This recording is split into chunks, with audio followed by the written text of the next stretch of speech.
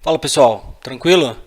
Dando continuação aqui na certificação que eu pretendo tirar no fim do mês, que é a 70480, programando em HTML5 com JavaScript e CSS3. Esse aqui é o meu guia de estudos, né? Para quem está acompanhando desde o começo os vídeos, vocês podem perceber que eu estou passando de capítulo em capítulo e alguns pontos a gente faz algumas demos, alguns pontos não. E esse capítulo aqui, que é o 2.4, eu acabei de ler ele agora de pouco, e não vejo necessidade também de fazer demo, porém eu vou te mostrar algumas coisas que é bem interessante, que talvez caia na prova aí para você ter ciência, né? E você saber o que pode cair e o que não pode cair. Então, nesse vídeo aqui a gente vai falar sobre o 2.4, né, que é a implementação de callback, e aqui ele fala sobre como implementar a comunicação bidirecional com WebSocket API, tornar páginas dinâmicas com jQuery e Ajax, basicamente ligar alguns eventos que você tem de manipulação de página, DOM, com jQuery, né? E implementar callback com funções anônimas e aqui está user, mas é usar ponteiro this, né? Aqui mais uma vez esse this aqui basicamente é o escopo que você vai ter ali dentro daquela função, você consegue transformar aquele objeto que você referenciou e utilizar ele utilizando esse ponteiro this, né? Então, ao invés de pegar document.getElementById e colocar qual é o ID daquele cara que está na página, você vai utilizar o this, né? Então, basicamente é o seguinte, ó. Aqui então ele já começa falando que tem esse WebSocket API que ele te provê uma comunicação bidirecional que você pode utilizar nas suas aplicações web, né? Ele tem um contexto um pouco mais simplificado para que você envie, envie e que receba dados, né? E fala que normalmente existem alguns métodos tradicionais, tipo pooling, por exemplo, onde você pode usar algumas técnicas de HTTP que são um pouco mais pesadas e que deixam até sua aplicação um pouco menos eficiente, né? E logo abaixo aqui ele já coloca um exemplo, mas eu particularmente não gostei muito desse exemplo. Mas se você olhar aqui, ele basicamente ele pega todos os elementos que tem na página, né? Esses caras aqui, e aqui ele começa instanciando aqui uma variável chamada WSConnection. E aqui ele começa a utilizar algumas funções, né, umas funçõezinhas de clique de botão para fechar essa conexão. Aí aqui embaixo uma coisa legal é que é o seguinte, ó, você pode ver que esse botão de connect aqui que ele faz, ele abre uma conexão com um WebSocket, e o que você tem que saber sobre o WebSocket basicamente, pelo que eu li aqui, é que ele tem aqui esses parâmetros, né? Então você está pegando essa variável, está instanciando o WebSocket, em seguida você tem que passar um path, né, válido, e aqui você passa que tipo de requisição que você quer fazer, né? Qual é o tipo de protocolo, desculpe. Então aqui ele está citando dois, né? E aqui logo embaixo ele faz as mesmas coisas. Aí uma coisa bacana é que quando você vai abrir uma conexão via WebSocket, você tem alguns status, né? Que tem open, closed, etc. Então aqui ele te fala também que os WebSockets eles têm status, né? Status que você pode verificar antes de fazer alguma ação. Nesse exemplo aqui, ele está falando que, poxa, antes de você enviar uma mensagem, é necessário que você verifique se realmente esse WebSocket está aberto, tá? E o WebSocket aqui é bastante legal frisar que se você pegar esse conteúdo, colocar aqui que nem eu fiz, eu tinha feito na verdade, né?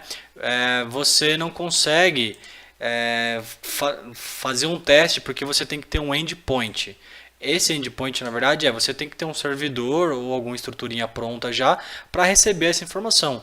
Então, como é uma via de mão dupla, né, onde você envia informação e também pega informação, então você tem que ter um ponto final lá que tenha esse tipo de informação. Para isso, eu vim nessa página aqui, ó, chama tutorialspoint.com/html5 html5 websocket.htm, e ele tem uma implementação que eu achei um pouco mais clean, que você pode utilizar, e é bacana também que ele te fala todos os eventos, né?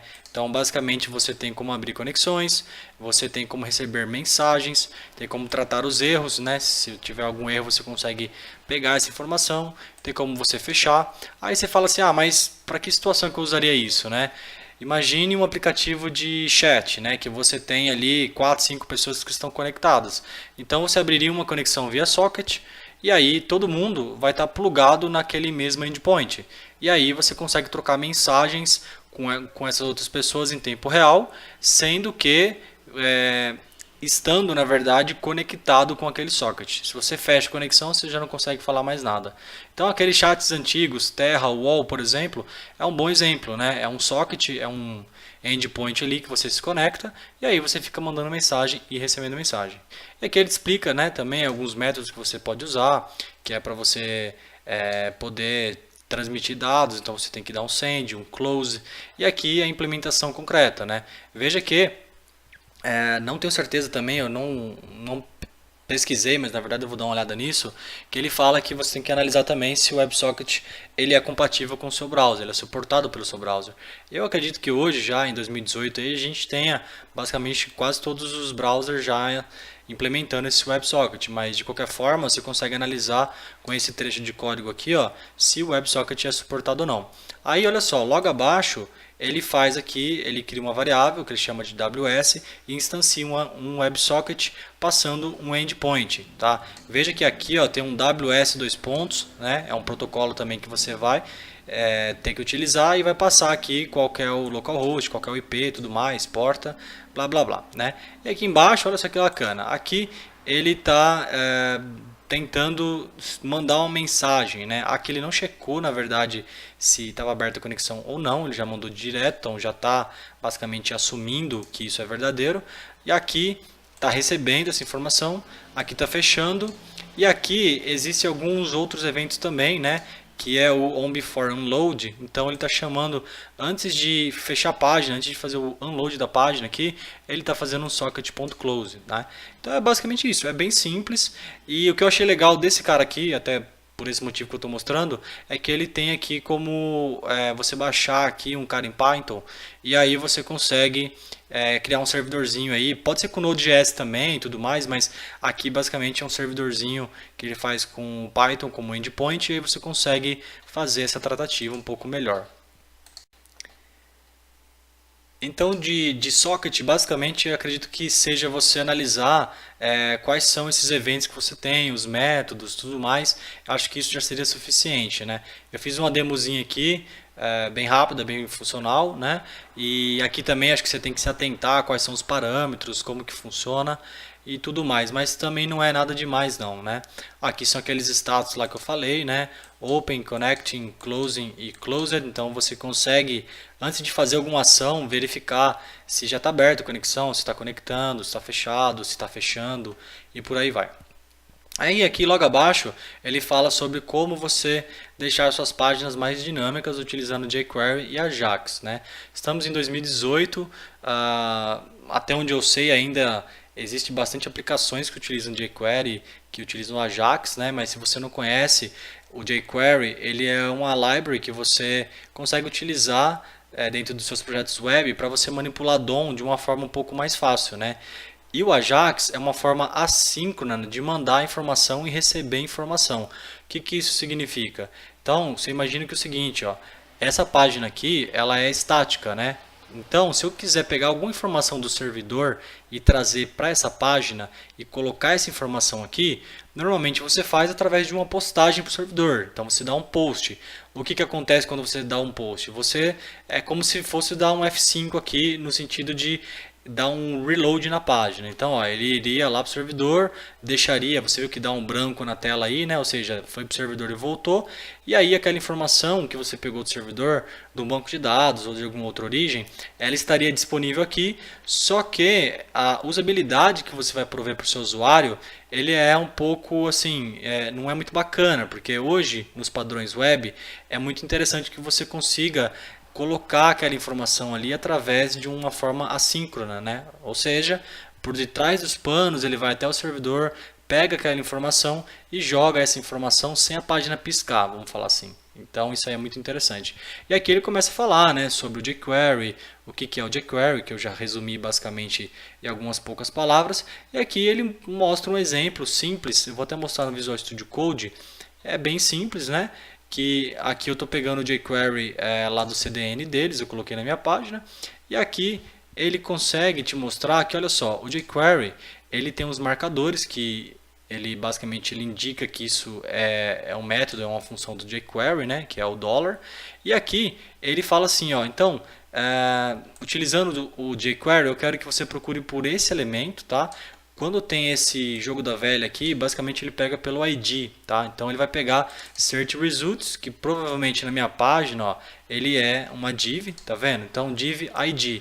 Então aquele ID lá no jQuery, ele é representado por um jogo da velha, né? Então ele pega esse cara que teoricamente você deveria ter um ID único para cada elemento na página, né? E aqui ele está colocando um evento, ele está falando assim, ó, quando clicar nesse ID aqui, ou seja, nessa div, eu quero criar essa função aqui, que não tem nome, né? Uma função sem nome, para fazer esse trecho de código. E aqui é legal que, olha só, você consegue interagir utilizando o jQuery não só para que você tenha esses eventos aqui de clique, por exemplo, mas você pode atuar diretamente naquele elemento. Então veja que searchReduce.método_empty, né? Ele está limpando aquele cara. Você poderia fazer de uma forma diferente e fazer assim, né? document.getElementById, pegar o ID, pegar o value dele, setar para nada. Mas olha só, o jQuery te provê alguns métodos bem mais simples. Então, ó, limpa para mim essa informação, né? E aqui ele está fazendo um switch, né? Que é uma condição aqui que ele pega o valor que você digitou, não, tá vendo? Ele está indo lá naquele campo de search fruit aqui, que deve ser um text, né? Deve ser algum input, e está pegando o ponto val, está pegando o valor. Então, se por acaso você digitou long, ele vai colocar esse valor aqui, que é um path, na verdade, né? E aqui é a mesma coisa, ele pega se for round, se for orange, e se não for nada, né? Se não tiver nenhuma dessas condições, ele vai chamar esse método aqui, invalidSearchTerm, que vai cair aqui, vai limpar essa variável também, e vai colocar uma informação aqui para você na tela, falando assim, olha, o que você está pesquisando é inválido, então tente novamente, tá? Então é basicamente isso que ele mostra nesse exemplo aqui. Então você vê que essa manipulação que você tem com o jQuery no DOM é muito simples, é muito fácil. Ele te facilita aí para que você consiga basicamente eliminar muitos códigos repetitivos e tudo mais, né? Porque você consegue atuar em cima tanto de um ID ou de um tipo de elemento. Quero que todas as divs tenham esse comportamento, todas as divs tenham as suas cores alteradas e assim vai. Tem vários exemplos, né? E logo abaixo ele dá um exemplo aqui de um Ajax call, de uma chamada Ajax, e ela fala dos parâmetros que você tem dentro. Então, como você faz uma chamada Ajax, né? Aqui é aquele exemplo lá que eu falei. Você vai chamar isso de forma assíncrona. Você não vai ter que dar um reload na sua página para pegar essa informação. Então, se você for utilizar aqui esse Ajax com o jQuery, ele tem aqui o ponto Ajax, e esse cara aqui ele requer que você passe algumas informações. Então, basicamente é uma URL, né? Um caminho que você tem que procurar. Aqui ele fala se você quer cachear isso ou não, você quer um cache disso ou não, isso aqui está setado para falso. Qual é o tipo de dados, né, que você quer que seja trafegado, aqui nesse caso é XML, mas poderia ser um JSON.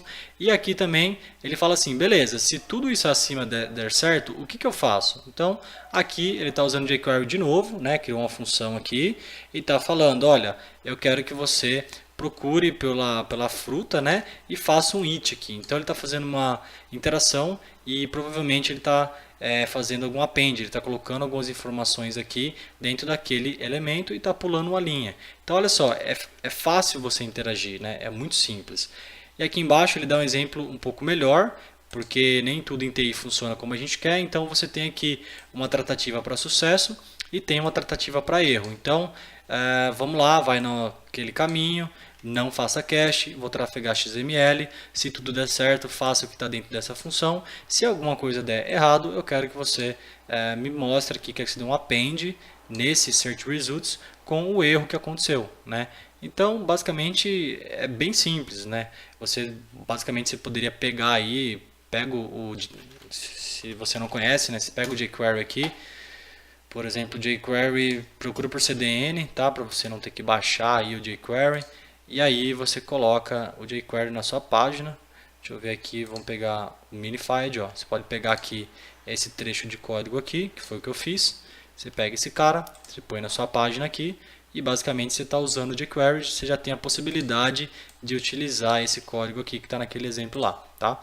É bem simples, né? É bem simples, mas é válido que você faça uma demo aí se você não conhece para você entender um pouco melhor. E uma coisa legal, é importante você saber que o que é requerido quando você vai utilizar uma requisição Ajax aqui. Ele pede apenas a URL, ele pede também que você passe aqui o tipo e ele pede para você passar sucesso. Então, são essas três informações que mandatoriamente você tem que passar aqui. Deixa eu ver se eu não estou falando besteira, se é isso mesmo. A opção C. Tá, porque esse cara aqui foi um cara que, para ser sincero, eu fiz aqui, mas eu errei. Então, deixa eu procurar pelo 2.4. Normalmente eu faço isso aqui no final da aula, mas vale a pena. É a opção C. É só o URL, o tipo de dado e o método onSuccess, tá vendo? Então, quando você for trabalhar com jQuery, apenas o URL, o tipo de dados e o onSuccess que você precisa passar naquela função para que mandatoriamente ela funcione, né? Então, beleza, bem simples. Vamos passar aqui até onde a gente estava. Beleza, já falei disso. Vamos ver aqui embaixo. Tá, aqui ele fala como você pode, entre aspas, ligar os seus eventos em alguns elementos, né? Então a gente já falou um pouco disso em alguma aula anterior, né? Em algum vídeo anterior, mas basicamente, ó, é bem simples. Você procura qual que é o elemento e aí você coloca qual que é a função que você quer. Então, no clique desse elemento, nesse caso é um button, né? Eu quero chamar uma função aqui. E aí, dentro dessa função, você faz a lógica que você quer fazer, né? Aqui é uma coisa legal que, olha só, ele reduziu, ó, veja esse código acima e veja esse código abaixo. Ó. Aqui é um script, né, com JavaScript, que ele pega três elementos e aí ele coloca para cada um deles aqui, ele põe um método de onClick, né? Um clique e uma função para fazer alguma coisa. Com o jQuery, olha só que bacana, você consegue procurar por todos os elementos TD, né, de Table Data, e você consegue colocar automaticamente o evento clique nele, e aí dentro uma função, né? Aqui nesse caso, muito provavelmente, se fizesse assim, eu acho que justificaria porque a pessoa ela teria um código diferente para cada função.